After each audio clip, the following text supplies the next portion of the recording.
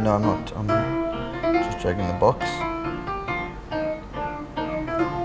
Okay, I'm ready. Recording here. It's MDS intro video. Hi everyone. Welcome to the latest video that we've got. This is the MDS tutorial video where we're going to take you through the installation of the tool, the basic setup and writing your own transform, all the way up to the advanced features like writing some Python code to augment the query that you've already got and help you get that data into Multigo very easily. Installation tip 1. So when you first get your MDS server, you're going to get a VMware image, probably an OVA of some sort, as well as a client-side certificate. So these are the two parts that you need to get this to work. So first thing, I'm going to just fire up my VM, you can see it here, and I'm going to log into the server with the default credentials, which are Multigo and TazX. Of course, you should change those as soon as you get the server. And then the next thing that I'm going to do is I'm going to look at the IP address that the machine has been assigned. So here I'm just going to run ifconfig, and I can see that this machine is 192.168.97.140. So I'm going to browse to that. 897.140, and here you'll see you get to an HTTPS interface, and this allows you to upload a certificate. So this is kind of how you activate your server. So the certificate you would have received, here's mine. You can see I've got it here. I'm going to first activate this by uploading that file.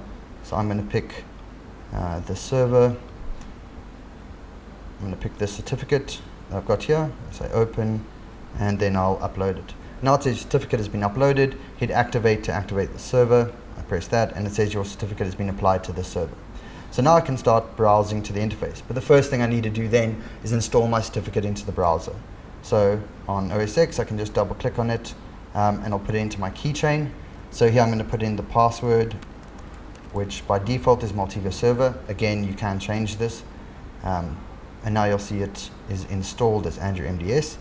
And then right at the bottom of this page, it tells you the modules that are installed. And here I've only got the MDS. And if I click on this, it will open that. It's another HTTPS interface, and it will ask me for the certificate. Okay, so I've got this installed. I say OK. And now I can browse to the MDS, and I can view all the details. I can add things, and the stuff that we'll get into. So this is kind of just the basic installation of the server.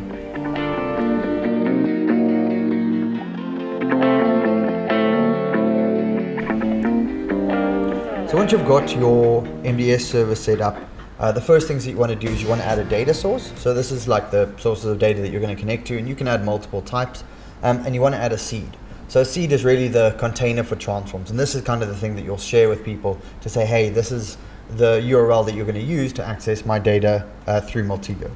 So we're going to add a data source first. So to do that, just click on data sources at the top, and here I can say add data source. Okay, when I've got that, I can give it a name and a type. And you'll see here you can do Splunk, MySQL, MS Postgres, or an ODBC connection string if you've got that configured on the box. In this case, I'm just going to add a Splunk server. So I'm going to add the Perturba Splunk server, and I'm going to give it a host name. So here I'm just going to give it an IP address, and I'm going to give it the port, an application name for Splunk if you have one configured, the username, and the password. Okay, when you click add data source, it's going to try and validate that, and if it can successfully connect to it, it'll say that it's added it. Okay, once you've configured it, you'll be able to see the settings within the screen.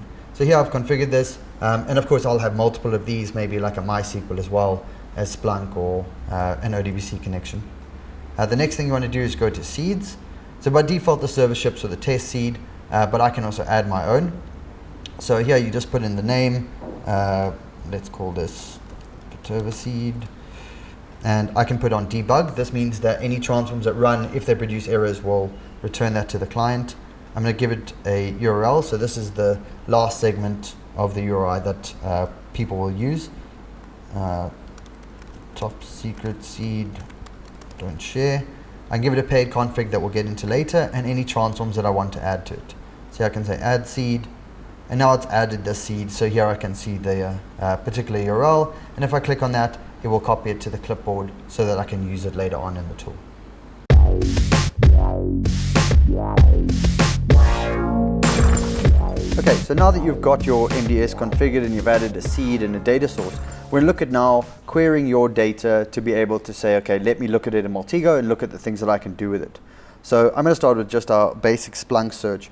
And what we're going to look at is we're going to look for people who are basically running a brute force script against our website to try and find things like a WordPress login of some sort. So I'm going to go to the Splunk search interface. I'm going to say host equals www.patserver.com. I'm going to say anywhere in the URI that matches star wp admin star. And this is going to show me, okay, there's a whole bunch of people here that have obviously gone and tried to brute force stuff. Now, to be able to use this data with a transform, what I'm going to have to do is I'm going to have to arrange it in a table of some sort. Okay, so first I want to get rid of some duplicates. So I'm going to say dedupe URI. And then I'm going to put it in a table. So I'm going to say, show me a table of the client IP. So we ever tried this, as well as the URI and probably the user agent. Okay, when I run that, now I can see that the results say, here's an IP address that tried to browse to these different URIs, and if they had a user agent or not. So I'm just going to copy this because this is what we're going to use within our transform. So the idea here is that I can take any search parameter that I can do, and this of course could be like a SQL query of some sort as well, and I can replace any part of this with what I get from Maltego. So now I can say I've got something in Maltego, I want to search our Splunk logs for this, and I'll search it. So that's what we're going to do now. So to do this, I'm going to click on transforms at the top, and you see obviously I've got none so far. I'm going to click on add transform, and now I get this window, the screen to add the transform. So I'm going to say this is search URI.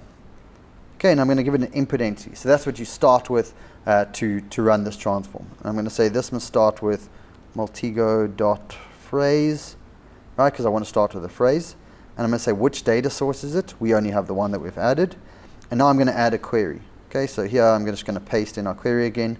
And here it says this WP admin. Except instead of it being WP admin, now I want to be able to say, okay, actually I want to replace that with something. So there's a whole language that we can use to replace parts of this. And in this case, I'm just going to say $e.value, $. And what's going to happen is when I run this transform, it's going to do this query and replace this e.value with whatever value we have in the tool and put it into this table.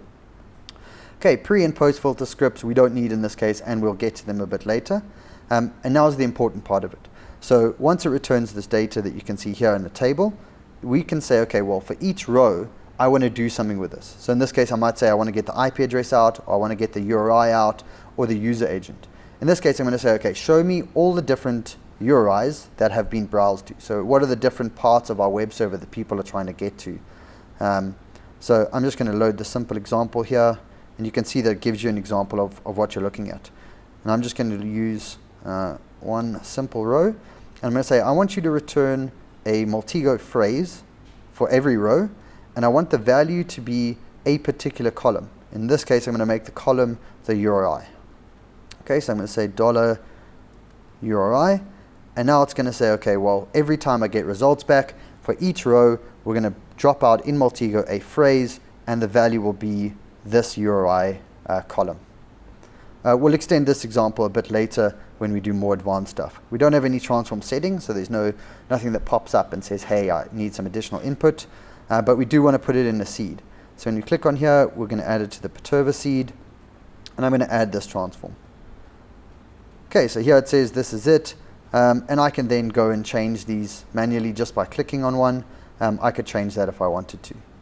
Okay, so now we've got this, we'll have the ability within the tool to say, I put in a phrase like wp-admin, and I will see all the different places in our website as URIs that someone has tried to access.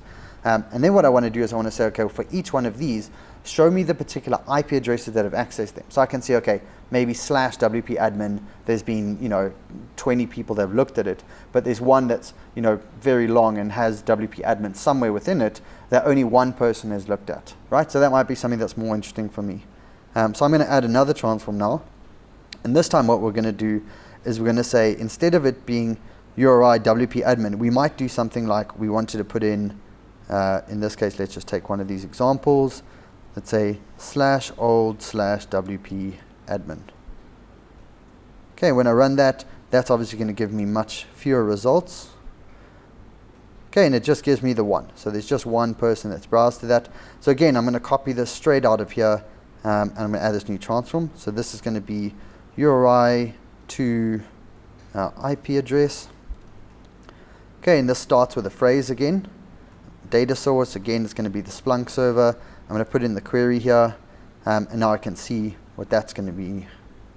That's going to be running, except that I'm going to change this again to be $e.value.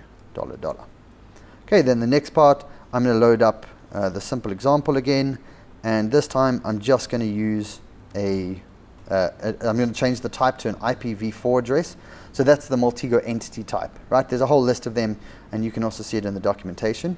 And here the e.value, you can either use a column number, right? So you can say it's the first column, so 0, or you can use the actual column name. So in this case, I'm going to take client IP, that's the column name. I'm going to say $client IP, and I'm going to put it in that seed as well. Okay, so now we've got two transforms, and they allow us to do something that's really basic. The first one says, okay, look for any URI that matches a particular phrase that we start with, and show me all the different ones that we've got. And then the second one says, okay, for a particular URI, like don't use the star, so don't search for anywhere, that particular one, show me the client IP addresses that come out. Okay, so now we've got this. Now we want to actually use it in Maltego. So because they're part of the same seed, I'm going to click on seeds here, and I'm going to copy this. So you can just copy it by clicking on it, and it also shows you the transforms that are within there. Okay, so I'm going to open Maltego, and now once I've got it open, I'm going to add a new seed. So I click on this plus icon, and it says I need to give it a name. So there's going to be Perturba Splunk example, display name, give it the same. I'm going to give it a URL. So this is the one that I added earlier. I can give it an icon which don't have a description. I'm not going to fill that in. I'm just going to say OK here. And then you'll see right at the bottom, I've now got a new one that says Perturba Splunk example. I'm going to click on install. So do you want to install? I'm going to say yes. And now it says, okay, it's found one application server with two transforms, right? The two that we've added. And now I can click finish, and these are available within Maltego. And because we have a Splunk instance, you would have noticed that when I did the search up here, I had a time, right? In this case, it was all time, but there's a lot of relatives that you might use. So you might say last 7 days or last 30 days, and you'll obviously get different results then. So within Maltego, if you have a data source that is a Splunk data source, if you go to a graph, you'll see that under the property view, if you go to hub transform inputs, you'll have something that lets you pick the time period that you want to limit your search. So you can either have a fixed date range, or you can use one of the relatives that are the same within the Splunk interface. So I'm just going to say in the last 7 days. And now I'll have the ability to run these transforms and say, okay, I'm only looking at the results that are within the last 7 days. So I'm going to add a phrase to the graph. I'm just going to zoom into that. And this time we're going to use WP admin again. Right, so this is going to look for any different URIs that match any part that has WP-admin in and list those for us. So I'm going to run the transform from the Perturba Splunk example that we've added. I'm going to say search URI. Okay, so this is then going to go and return these within the last 7 days, and you can see that there's a number of these. Right, so any part of these that has WP-admin in, there you can see where they are. Right, then what I can do is I can say, okay, well, I've got all of these. Now show me the client IPs that access them. Right, so now we're doing a very specific search on that particular URI. Right, so it says URI to IP address. When I run that, this is then going to return the different IP addresses. Okay, so here they're coming back, and you can see that these now show me, okay, there's a particular IP address here that has accessed WP-admin, admin Ajax, and so on. And you can see a number of these are now linking to one particular IP address. So this IP address over here has tried a number of different WP-admins, and now I can start saying, okay, well, is that something I'm interested in? And of course, I can use the normal graphing features, so I can say, show me this in diverse descent, and maybe I want to put it into organic view. So I can see, hey, this IP address is the one that's targeted us the most compared to all the others. This was a really basic example where we took a simple Splunk query and we were able to add it into the MDS and visualize the data within Maltego within a couple of minutes. Within the next section, we're going to start looking at some of the more advanced features where you can do things like write some Python code to either change the input or output slightly. We'll look at things like where we look at transform settings, so we're running a transform or ask the user for additional input, and where we can use the different columns to populate either multiple entities or different parts of the same entity.